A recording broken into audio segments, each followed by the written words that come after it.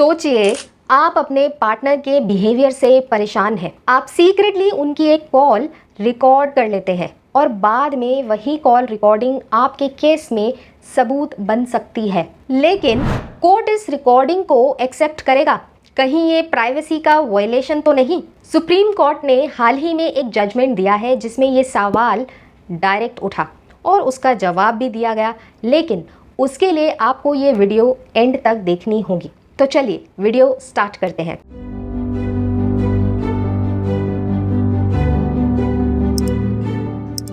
तो सबसे पहले बात करते हैं इस केस के बैकग्राउंड की, यानी इस केस के फैक्ट्स की।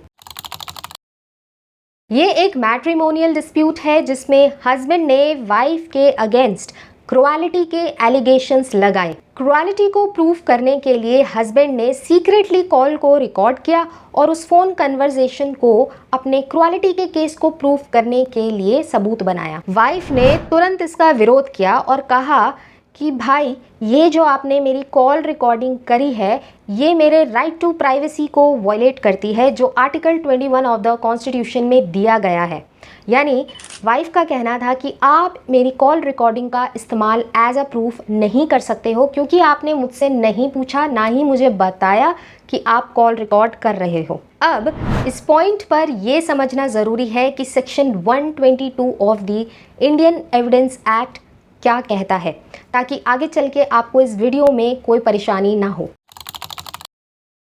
सेक्शन 122 ये कहता है कि कोई भी इंसान अपने स्पाउस से शादी के दौरान की गई बातचीत को कोर्ट में ना तो ज़बरदस्ती बोलने के लिए मजबूर किया जा सकता है, ना ही वो communication as a witness use की जा सकती है। यानी शादी के दौरान की गई हस्बैंड एंड वाइफ के बीच की बातचीत कानूनी तौर पर प्रिविलेज्ड होती हैं और इन्हें प्रिविलेज्ड कम्युनिकेशन भी कहा जाता है। अब क्योंकि ये स्पाउसेस के बीच की बातचीत है, स्पाउसेस के बीच की कम्युनिकेशन है, इसलिए इन्हें स्पाउसल प्रिविलेज भी कहा जाता है, टू बी वेरी स्पेसिफिक। इन कन्वर्सेशन को जो हस्बैंड एंड वाइफ के बीच में हुई है इन्हें कोर्ट में डिस्क्लोज नहीं किया जा सकता है विदाउट देयर कंसेंट। अगर उन दोनों ने खुद ने कंसेंट दी है कि हाँ भाई यूज़ कर सकते हो तो यूज़ कर सकते हैं, अदरवाइज नहीं। लेकिन इस रूल का एक एक्सेप्शन भी है। अगर हस्बैंड या वाइफ एक दूसरे के खिलाफ कोई केस कर रहे हैं तब वो अपनी की गई कम्युनिकेशंस को इस्तेमाल कर सकते हैं एज अ प्रूफ एक दूसरे के अगेंस्ट में, तब ये प्रिविलेज्ड अप्लाई नहीं होता है। देखो, ये सेक्शन ये कहता है कि हस्बैंड एंड वाइफ के बीच की जो बातें हैं वो कोर्ट में आप ऐसे ही उठा के यूज़ नहीं कर सकते हो एज अ एविडेंस जब तक वो दोनों अपनी रजामंदी ना दे दें, जब तक वो अपनी कंसेंट ना दे दें। ये जो सेक्शन 122 एविडेंस एक्ट का है ना, इसका ऑब्जेक्टिव है मैरिज की सैंक्टिटी को बनाए रखना और जो प्राइवेट लाइफ है हस्बैंड एंड वाइफ की उसको रिस्पेक्ट करना।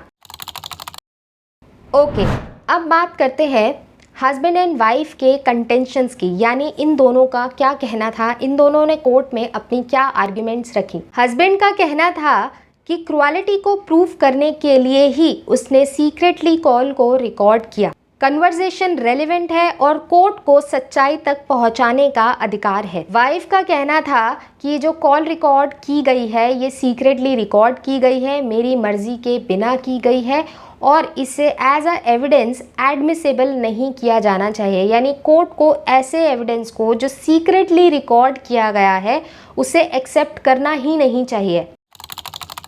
अब बात करते हैं कि कोर्ट ने क्या फाइंडिंग्स दी, यानी कोर्ट ने क्या कहा। सबसे पहले मैं बात करूंगी कि फैमिली कोर्ट ने क्या कहा, फिर हाई कोर्ट ने क्या कहा और फाइनली सुप्रीम कोर्ट ने क्या फाइंडिंग दी जो हम सब के लिए बहुत इम्पॉर्टेंट है।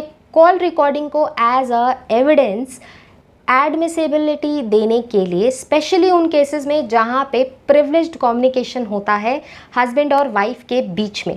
तो देखो, फैमिली कोर्ट का तो सिंपल है। फैमिली कोर्ट ने इस कॉल रिकॉर्डिंग को एज अ एविडेंस एडमिट कर लिया और जो कन्वर्सेशन थी हस्बैंड एंड वाइफ के बीच की उसको रेलिवेंट माना। लेकिन हाई कोर्ट ने कहा कि कॉल रिकॉर्डिंग सरप्शियस यानी छुप कर की गई थी, इसलिए ये किस कॉन्टेक्स्ट में की गई है, किस सेंस में की गई है, ये क्लियर ही नहीं है। क्रॉस एग्जामिनेशन में भी कॉन्टेक्स्ट को पता लगाना आसान नहीं है। बेसिकली आपके बीच में कोई कन्वर्सेशन हुई और आपने उस कन्वर्सेशन का एक हिस्सा उठा के कोर्ट को दे दिया। अब कोर्ट सोचता रहे कि ये कौन से कॉन्टेक्स्ट में की गई है, कौन से सेंस में की गई है। इट्स लाइक कि किसी ने बोला जी मैंने नहीं किया, तो जी मैंने नहीं किया, अब इसके आगे पीछे आप अपने हिसाब से ऐड कर लो। और जिस व्यक्ति ने जी मैंने नहीं किया वो किस सेंस में बोला था और किस सेंस में आपने प्रोड्यूस करा, वो दोनों चीज़ें डिफरेंस है। तो ये जो कॉन्टेक्स्ट है वो क्लियर नहीं हो पा रहा था क्योंकि ये सीक्रेटली रिकॉर्ड की गई थी। इस वजह से हाई कोर्ट ने इसको डिनाई कर दिया। हाई कोर्ट ने दूसरी बात ये कही कि क्रुएलिटी जैसे एलिगेशंस हस्बैंड एंड वाइफ के बीच में उनके बेडरूम स्पेस तक ही सीमित रह जाते हैं, ये उनके प्राइवेट स्पेस तक ही सीमित रह जाते हैं। तो ऐसे में उनको प्रूव कैसे किया जाए? जाहिर सी बात है टेक्नोलॉजी का सहारा लिया जाए, लेकिन इनकी रिलायबिलिटी कैसे हो, इनकी ऑथेंटिसिटी कैसे पता चले? यानी जो कॉल रिकॉर्डिंग हस्बैंड ने दी है वाइफ के लिए, उसकी ऑथेंटिसिटी का कैसे पता चलेगा हमको? इस वजह से हाई कोर्ट ने जो फैमिली कोर्ट के ऑर्डर था उसको सेट असाइड कर दिया और कॉल रिकॉर्डिंग के एविडेंस को एडमिसेबल नहीं किया, यानी उन्होंने कॉल रिकॉर्डिंग को लेने से मना कर दिया एज अ एविडेंस। अब फाइनली समझते हैं कि सुप्रीम कोर्ट ने क्या कहा, इसको पॉइंट वाइज समझते हैं। पहला point, section 122 of Indian evidence act ये कहता है कि हस्बैंड एंड वाइफ के बीच की जो कॉन्फिडेंशियल कम्युनिकेशंस है उसको एज अ एविडेंस नहीं दिया जा सकता है, लेकिन इसका एक्सेप्शन भी है, तो उस हिसाब से तो दिया जा सकता है ना। और ये एक्सेप्शन तब अप्लाई होता है जब दोनों के बीच में केस चल रहा हो, जैसे डाइवोर्स, क्रुएलिटी एक्सेट्रा।